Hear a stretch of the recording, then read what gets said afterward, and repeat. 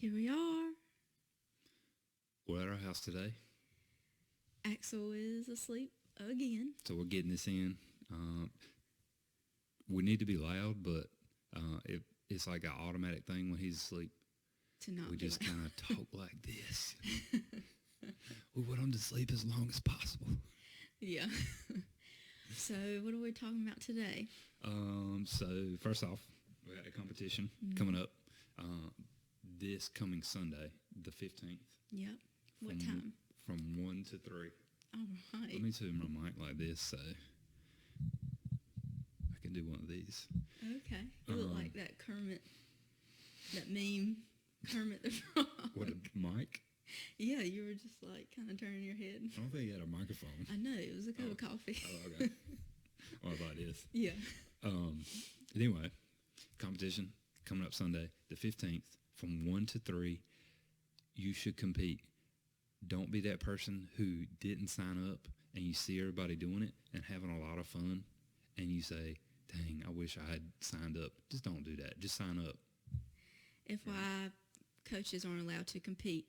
I really want to compete, but he says nah. Yeah. So you'll regret it if you don't compete. It's a lot of fun. Yeah. So we got our silent auction items. That list has grown. We got a lot of cool things. So if you like to shop, you should come. But again, we're just trying to raise money to finish our bathrooms, essentially. Yeah. So, and whatever money's left over, or if we have any left over, it'll just kind of go to, finish making the gym a little bit better. Maybe finish out the matting, things like that. So, or update some 10-pound plates that some people drop sometimes that are broken. I don't know who does that. Okay. So, Do you want me to start? yeah, you can start. So I'm we had some gonna questions on the interview board. Austin today Yeah. with the questions that you guys have. So the first question is, I come to the gym every day, Every day. Okay. but I want to be more toned.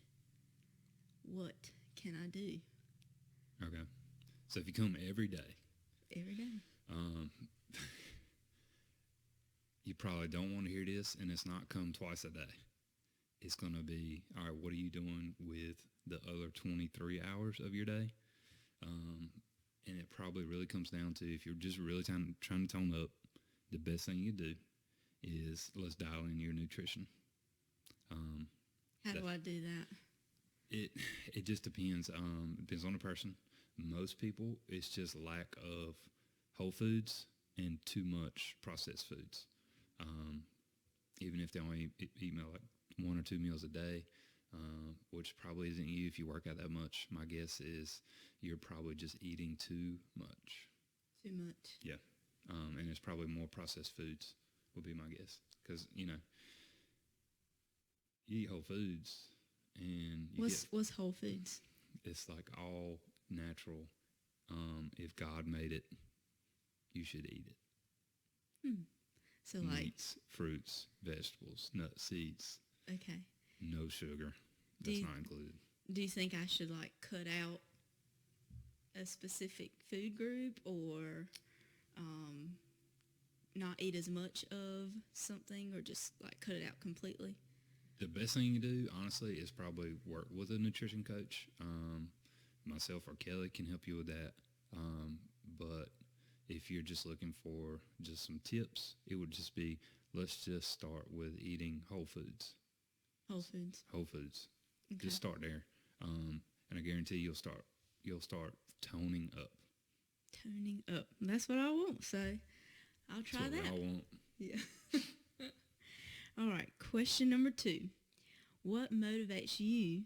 That was like 5 questions. You kept asking stuff. Sorry. This has to be quick. Yeah. Okay. So what motivates you, Austin Aycock, as a coach? Did they have my name in there? No, Okay. I was just You added making that. it more personal. Okay. What motivates me as a coach? Honestly, I love helping people reach potential that they didn't know they had. So, of course, like our motto is like making people better, and that kind of boils it all down to what I believe. But I love telling someone I think that they can do something, and they don't think they can, and then I help them to be able to do that thing, whatever that is. Like whether it's to hit that lift, that PR, or to start drinking black coffee. That's a win. Yeah, like just you name it. If it involves them getting better somehow, I feel like honestly that's one of my gifts is like seeing potential. So like I can see the best version of you before you can, and I'm going to help you believe that too, and I want to help you achieve that. So like honestly, that's probably what motivates me as a coach is like anybody that walks in the door, how can I help them just be a better person in general, or be better at their health, their fitness, their nutrition, whatever. And that helps them be a better mom, a husband, a dad, a grandma, a friend, a son, a daughter, whatever. Yeah. When you get yourself together, make yourself better, then you're just going to be a better person. Yeah. So I love that. That's what motivates me. I know you've done that for me. Like, I didn't even really think about the word potential until you said it. And I'm like, I ain't got no potential, But you kept saying it, and it made me feel good. It made me want to try a little bit harder. So it's definitely a gift that you have. I don't know what just happened.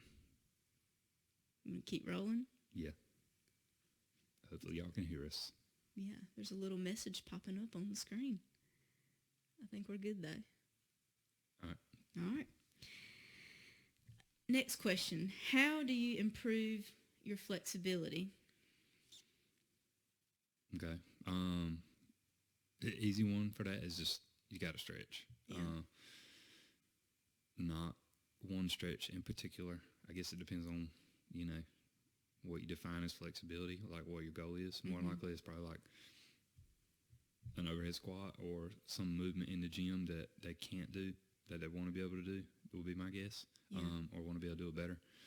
So if you look and listen to one of our, I think it was our second podcast with Ryan, he kind of went over some stuff with like overhead squats, but static holds after a workout are really good, I think, meaning like you literally hold a position for like more than a minute or two. Yeah. After workout, just because you got your blood's full of, or your muscles are full of blood, and you can really increase range of motion at that point. Also, foam rolling, PNF stretching, which is like the contract, relax. So like if I'm doing like a forearm stretch, it's like me like holding the stretch, but I contract. So I kind of like pull my fingers forward and now relax. Yeah. Stuff like that. That is really good. Yeah. If I could recommend one type of stretching, it would be that kind of stretching. And I think, aren't these things uncomfortable? Like, so if you're uncomfortable, that doesn't mean stop. That means you're probably doing it right. Right. You shouldn't feel pain, but it should be discomfort. Yeah. So, like, you shouldn't feel like your muscles ripping apart. If you're being dramatic, you might feel like that.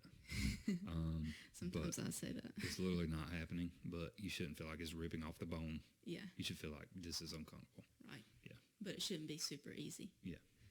Okay. I think this kind of goes... I'm drinking black coffee, by the way, if you're asking or wondering. I'm not drinking anything. It's just an empty cup. No, I'm just kidding. There's coffee in there. These two questions, I guess, kind of go together, so I'll ask them both at the same time. Okay. What are some good stretches when you are sore? And then what are some good ways to get good sleep when you're sore? Okay. So I guess this person is really sore. And they need to stretch and sleep, which both are important. I would look at their recovery first. So, like, why are you so sore? Are you working out multiple times a day? Or are you hardly working out during the week? So, like, if you don't work out more than twice a week, you can probably get really sore. But we're just we're going to go from, like, an average, like, if you come 4 times a week, that's what I'm going to kind of start with my answer. So as far as, what was the first question? Like Good stretches when stretches. you're sore. Okay. Honestly, stretching's probably not going to be the best thing. Movement is the best thing. So actually coming in and working out is what's going to be what helps you probably more than anything. Or let's say you're just extremely sore, and let's say we did a bunch of pull-ups on Monday and your biceps are really sore, and we're doing some high rep snatches. Maybe the next day you come in, you're like biceps or lats are smoked. Then maybe you should row, maybe like a 2K row or something. Just get in and move. So don't just avoid the day because you're super sore. Right, yeah. Try to come in and at least move. Yeah, just move. The more you move, and you know it, you've done it probably, and you probably noticed it, it's like move. It's like even if you work out, you're like, I feel better. Yeah. And then you get still, and it kind of tightens up again, so the more you can move, the better. And as far as sleep, if you're so sore that you're not sleeping good, I would question, like, were they sleeping good to begin with? Yeah. If they were, and sore muscles are keeping them up, like let's look at your recovery as far as like what are you eating, or maybe you're doing too much. I've never had an issue where I couldn't sleep because I was so sore. Now I woke up like, oh man, I'm sore, but it didn't inhibit me from going back to sleep. I kind of move around a lot when I sleep, so You do. A day after. Look, I don't never know where she's at. Like, I can wake up and be like, is she even in the bed, or is she like at my feet? Like, I don't know. And she's got like 5 pillows, so I don't never know. But a day, or let's say 2 or 3 days after, like 100 GHDs, that's a little uncomfortable when I'm moving around, like turning over. Yeah. That's pretty normal. We've all felt that. Yeah. Some stuff's just like your new normal, Yeah. Like, but if you're losing sleep, then you probably need to look at something else. Yeah. Moving on. How often should you work out? That's it. Just how often? How often? I would say at the minimum 3 days a week.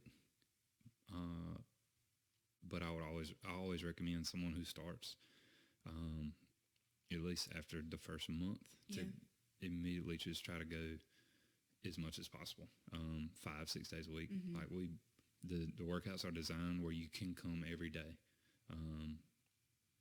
and if you scale it appropriately, or you don't do too much each day, then you should easily be able to work out 6 days a week. Yeah. If you can make the Saturday clock at 8:30. Some people. Yeah. They like to sleep. Yeah. So.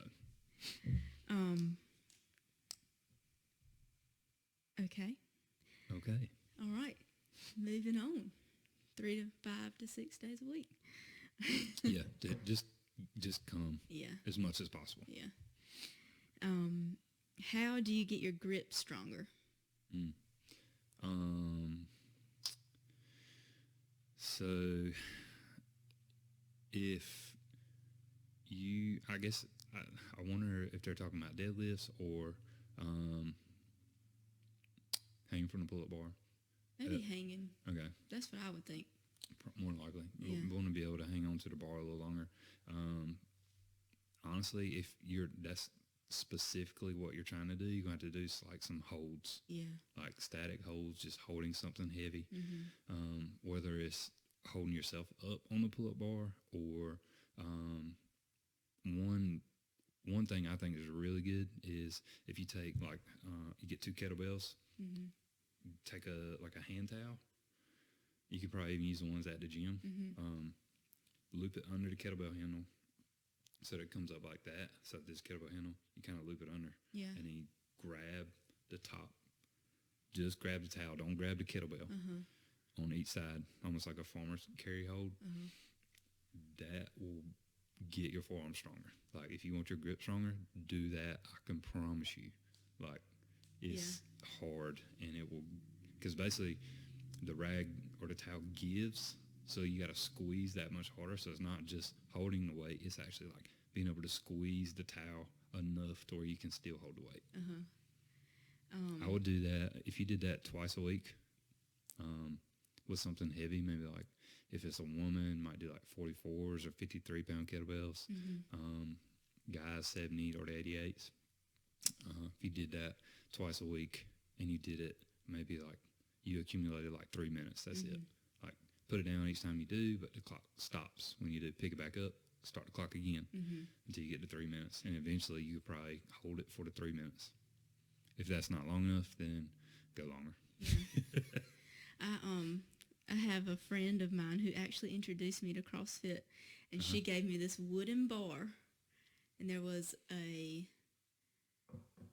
hole in it with a shoestring in the hole. I don't know if you've seen it. It's at my parents' house with like a 5-pound weight, and you just twist the wooden dowel, I guess, I don't know, and it burns your forearms and your hands, and I was just like, you can only do 2 reps and then you're done. Like you just roll the weight up and roll it back out. Maybe I should try to find that and bring that for whoever wants to help their grip strength. Yeah, that's good. I've seen those. I think this is the last question. Okay. What is the best version of the CrossFit Wilson community 5 years from now? I saw this question on the whiteboard. That's a great question. I haven't really thought about it much. Yeah. I mean, I always kind of in the back of my mind think about it. The vision, I think, or excuse me, this is the vision for CrossFit Wilson, is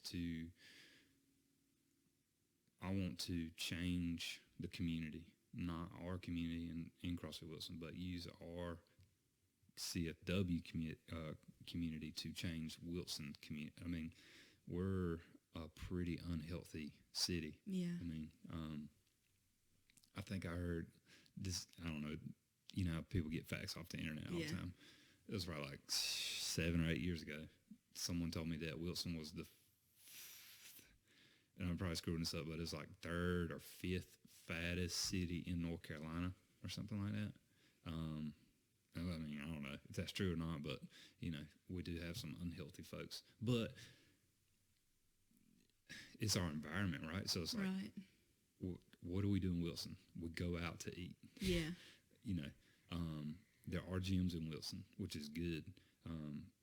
But I don't think most gyms are not community oriented. Yeah. So and when it's like they're going to the gym for themselves, which first and foremost, that's what you're doing at CrossFit Wilson, right? But at the same time, you're creating relationships, and we're trying to influence the community. So, we don't have sidewalks, and there's not a lot of foot traffic. And the humidity's always like 10 degrees higher than that. Yeah.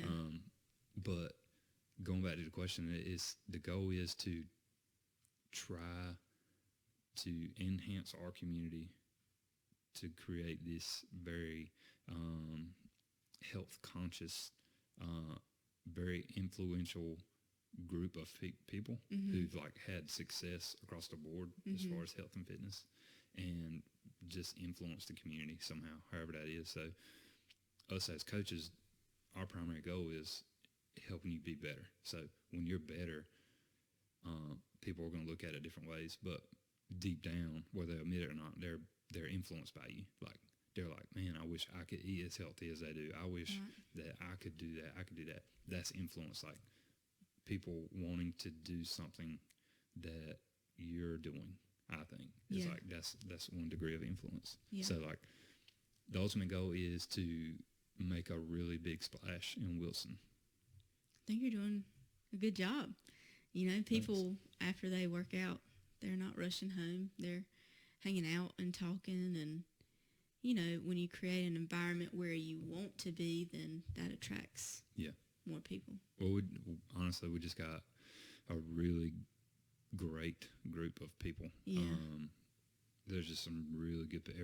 Everybody who joins, I just tell them, I was like, you're going to meet some of the best people in the world out here. Great friends, and just support system across the board for sure. I know we have people that we don't see a lot outside of the gym, but I feel like we could call them or text them if we ever needed anything, Yeah. and like if our life depended on it, and man, they would be there. Yeah. That's so cool, Yeah. That it? Oh, one more. Okay. I bypassed one. Sorry, guys. How do I keep my shins and calves from hurting after jumping / running? Calves and shins. Calves shin and splints. shins, yeah. You know, it's funny about shin splints. There's not. The last I read an article one time. It's just like there's not a specific reason why you get shin splints. Usually, it's from too much too soon. So like you're doing too much on your legs too soon, and that can be like two different ways. So one is obvious, like you haven't been doing much, and all of a sudden now it's kind of like a person that hasn't been doing much and they just start running. So like they run, they're like, I haven't been working out, now I'm going to work out for 3-4 days a week and just run. I'm going to run as long as I can, maybe 30 minutes, whatever. And all of a sudden they develop shin splints. That's kind of, or like their calves hurt all the time. That's kind of too much too soon. It's like you should have started out maybe running, if you want to run that much, maybe running for 10 minutes. Like let your body start to adapt to that change. And then the other one would be just probably not warming up well. Yeah. It can be a lot of things, but those are probably the most common two. Not warming up good. So like if you're someone prone, and which I am, I used to do rebound box jumps where you jump on the box, you hop down, come right back up. Like a bunny rabbit? Yeah. And I used to love them too because they're a lot faster. So much faster. You don't even get out of breath doing those like you do doing the other ones. But it came a point where I did that. You know, I've been doing CrossFit for a long time, so I probably did it for like 4 or 5 years, and then I started getting some Achilles pain, and that's a scary pain. Yeah. You don't want anything happening to your Achilles, or at least you don't want to go through that type of injury. So basically I just kind of reached a point where I do them occasionally, rarely, maybe like once or twice a year, you know, just if it's like a low, maybe it's like 50 box jumps or less in the whole workout. Right. I might do it, but most of the time I'll choose not to. But when I did start getting that pain, what relieved it was I just warmed my calves up really good, and shins. You can actually, like, you can put the front of your shin actually on the foam roller, not your actual shin bone, but the muscle. To the side of it. So it's going to be on the outside of your leg, and you can literally, like, roll that. If you bend your knee, you can roll that on top of the foam roller. Sounds painful. It's not very comfortable, especially if you have shin splints, because it kind of it breaks that tissue up. So it's definitely a little uncomfortable. One thing that helps me, I would do fast box jumps before I found out I was pregnant with Axel, and then again after You were fast at them too. After Skylar. But I would do the rebound box jumps, and I would always be really sore on just one calf because I would step off a little weird with just one leg. I would use the floss at the gym. So, like dental floss for your teeth? That's how you say it and spell it, but no. So it's floss for your muscles. Yeah. So it's like this that really... makes sense. There you go. This really thick band that's rolled up. If you can't find them in the gym, I think we have like 2 or 3. Just ask the coach where to find it. Yeah. They're made out of rubber. I would wrap it really tight around the calf that I knew was going to be sore after the workout. And so what that does, it constricts blood flow to that muscle, and you hold it for 3 or 4 minutes. You can stretch with it on, or you can just kind of walk around with it. Yeah. If you need help getting it tight enough, ask for help also. Yeah. And then when you take it off, all the blood flow rushes to that muscle, and so it helps recover the muscle and replenish things that it needs to not be as sore the next day than it would be. So that's something to think about if you're like always sore. but you don't really have like an injury or a problem like shin splints, but your calves are always sore after running or jumping. I don't really do those now. I just try to get up on top of the box, whether that's jumping or stepping Without or hitting your shin. Yeah. So I don't use it as much now, but when I'm doing the fast ones, I do. So Yeah. it's And helpful. I guess one thing to mention is like if it's already hurting, more than likely whatever causes that, you might need to take a little break from it. Mm-hmm. So like if it is running, you might need to row or bike or Right. ski when we run until it subsides. And then, I mean, meanwhile, we're doing this recovery protocol with like the floss or the Yeah. foam rolling. Because it usually doesn't go away on its own, usually. Not if Yeah. you're still doing those movements. Yeah. So, There's a difference between like a little bit of an injury and just being sore. Yeah. So yeah, trying to figure that out too. right. Well, I think that's all the questions. All Y'all right. keep them coming. We like the question series. Yeah, on the bring them on. whiteboard. We love them. Yeah. More than likely, if you have that question, someone else might have that question. Yeah. So always feel free to ask. Yeah. So before we go, I was going to talk about something I talked about with a few people in the gym before, and just over the years, I have. It's about CrossFit haters. The haters. The haterade. What's your saying? That was my saying. Oh, they drink the haterade? No. Mm-mm. Oh, haters gonna hate, potatoes gonna potate. I've never heard of that. So if y'all have, kudos. I'm pretty but sure that's how it goes. that just went over my head. I was like, I've never heard that before. Maybe it's because I'm older than you. Maybe. We always go back to that. So when I first started CrossFit, I always kind of had people hating on it, you know. And there's different forms of haters. What I've learned, there's different types. I just remember doing stuff in the gym like squat cleans and bar muscle ups, and it wasn't even a bar. It was like the 3 position handles. You know, so it wasn't like a straight bar, and it had like rubber on them. And Yeah. people used to say out in the locker room I was doing monkey pull-ups and stuff like that. But you know, deep down I knew like my workout was harder than yours. You know, so there was something to that. I think there was definitely a confidence in knowing that. It's like I worked out for 20 minutes and I'm soaking wet, and like you've been here for 2 hours, Right. and you might have sweated a little bit. There's just a big difference. So when you talk about like there's different kinds of haters, what do you mean by that? What are the different kinds of haters? So basically, the first type of hater is probably the most common one. Is the I can't do that type of folk. Like, I can't do what y'all do. And that type of... How do you respond? Well, there's a difference. There's a person who says, I can't do that, and they actually can and may be willing to do it, and then a person who's not even going to be willing to do what we do. So, like, that's the first type of hater. So it's like, they say, I can't do that. Yeah. And basically what they're saying is, like, I'm not going to do that. Like, Your mind's already made I'm up. not going to run out by the street. I'm not going to do a burpee.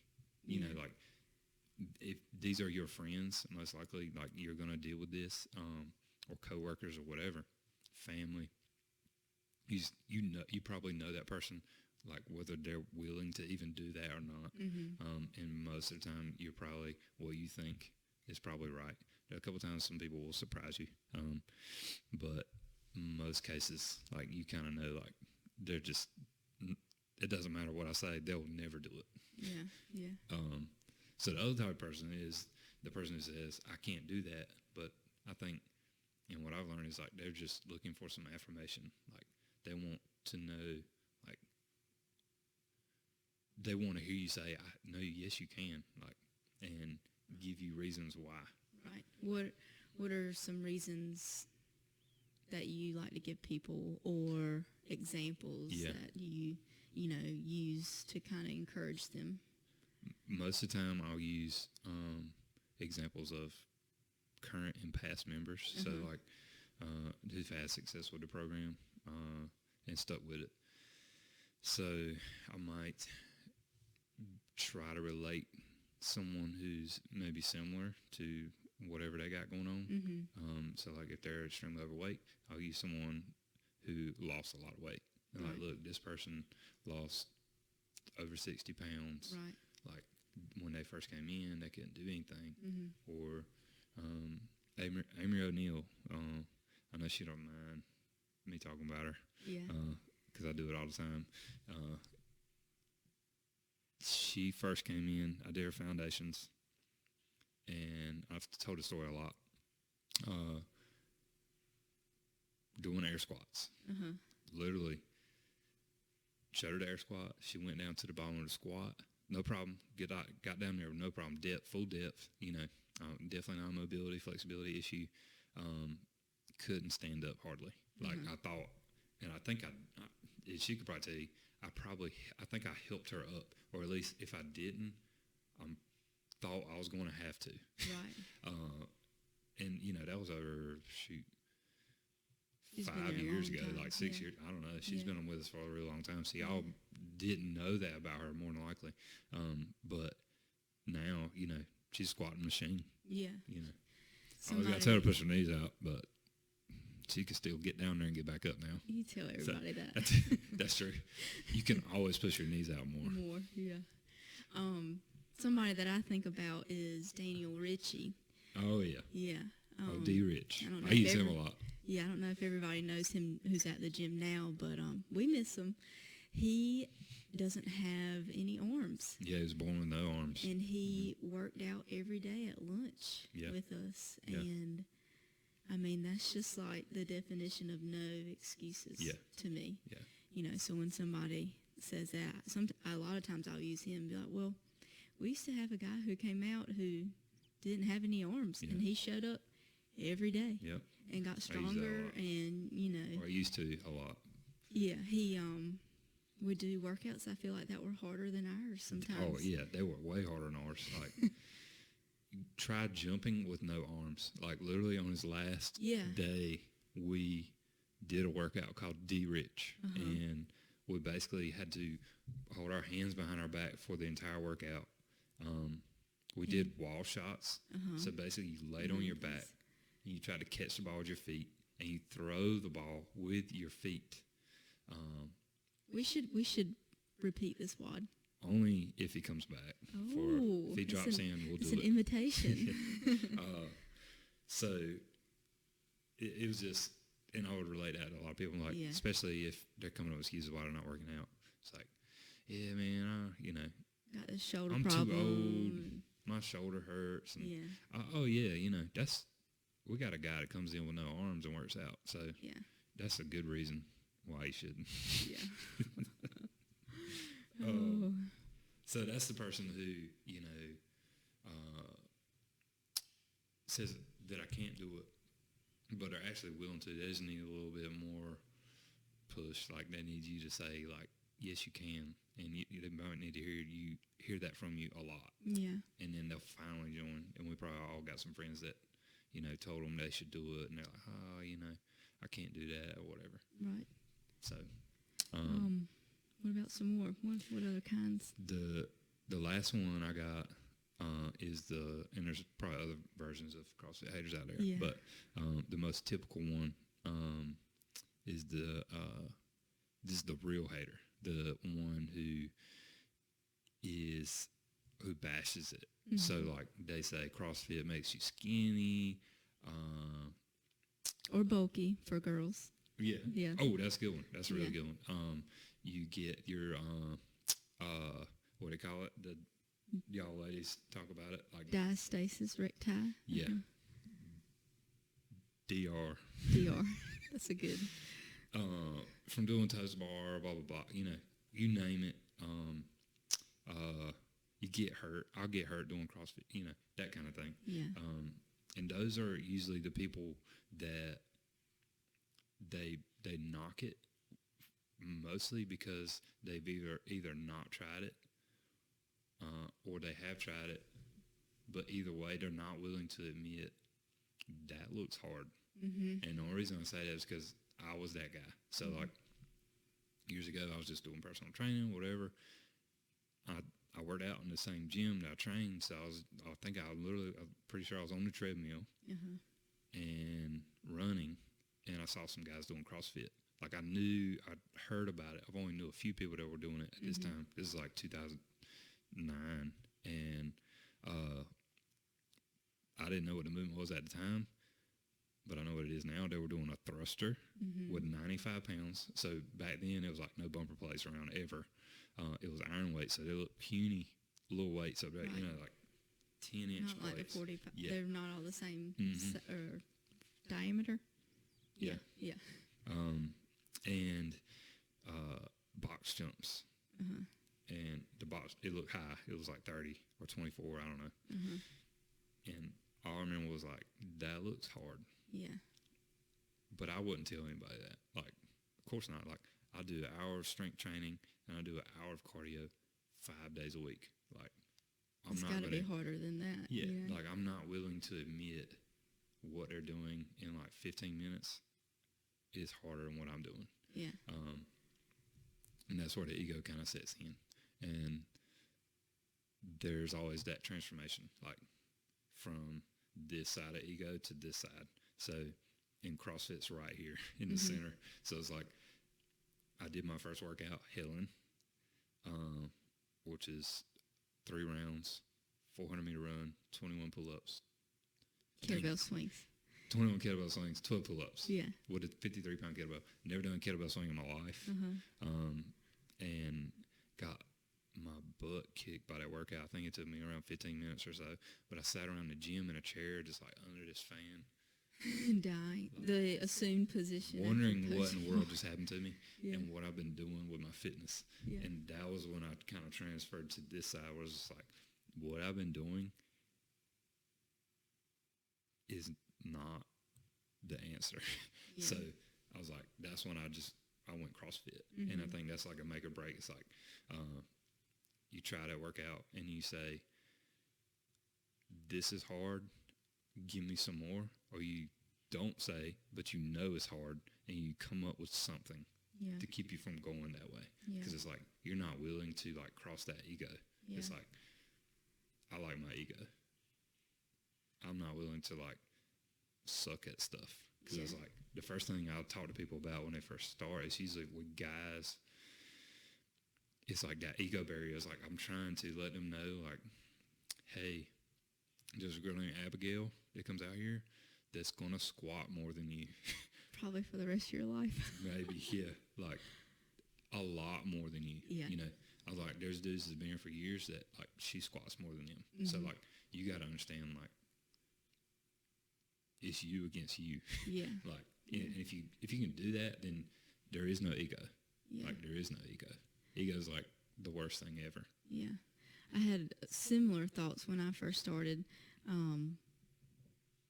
Because I played sports growing up my whole life, I thought I was going to be decent at CrossFit, but I had the same thought. I am not in shape.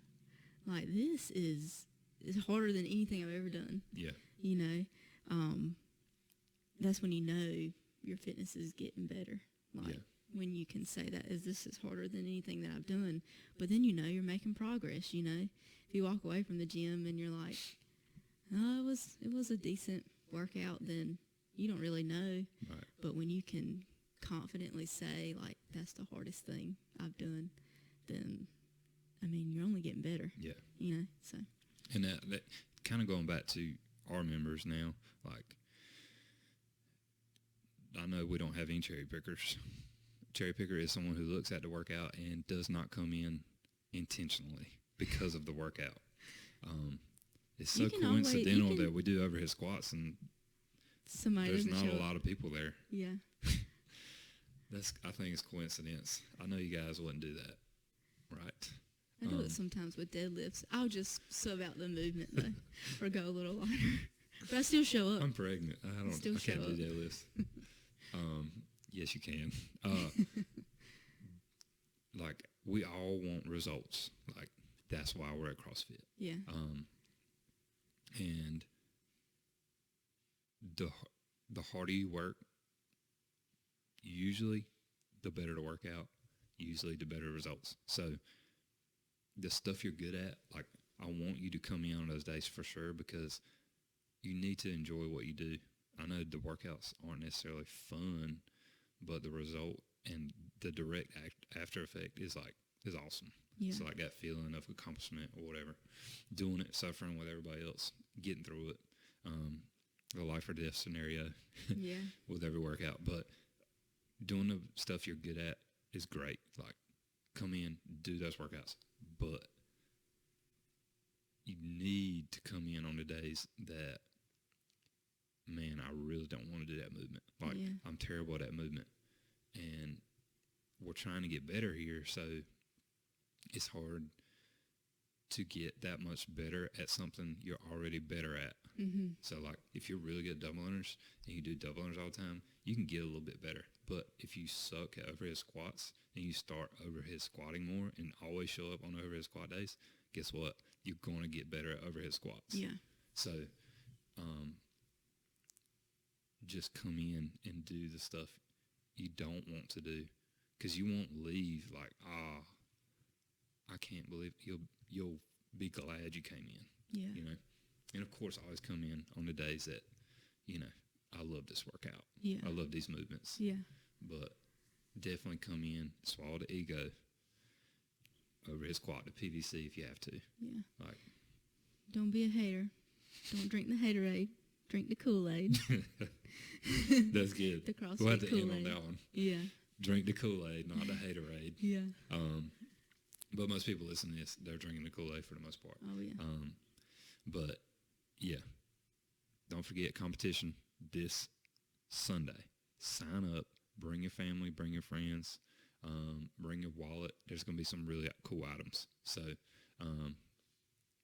compete. Please compete. Like, I promise you, you won't regret. If you're thinking about competing, the only regret you'll have is not competing. You'll wish you did. Like, you won't compete and be like, I shouldn't have done that. Like, I promise you.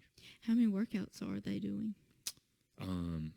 So there'll be 2 workouts, but there'll be multiple events in each workout. It's going to be a level playing field, y'all. Like, I'm telling you, if it's your first week at CrossFit, I will level the playing field. Like, let's do a comparison right quick. All right. Let's use somebody who just started, Ariel Foldrum. Yeah. I hope I said your name right. She's super strong. Yeah.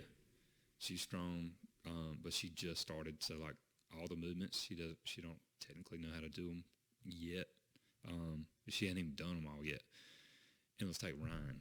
All right. So, like, if we're doing snatches in the competition, and it was 3 rounds, you had to do 10 burpees and 10 snatches, right? Mm-hmm. I would make Ryan snatch 175 pounds for 10 reps. Wow. And I would get Ariel to do 65. Okay. Like, that's what I'm talking about, level playing field. So, like, it's customized to each individual, not just a team. Which is what CrossFit's about. So, pretty cool. Ariel, if you want to do it, do it. And anybody else that's new that just wants to just go all in, just sign up. Yeah. I promise you will not regret it, and I'll make it worth your while. Yeah. But hopefully we'll see you guys on Sunday. Go to church, get some lunch, come work out, /shop /support your members. Be with your fam. Yep. All right. See you guys next time. Bye.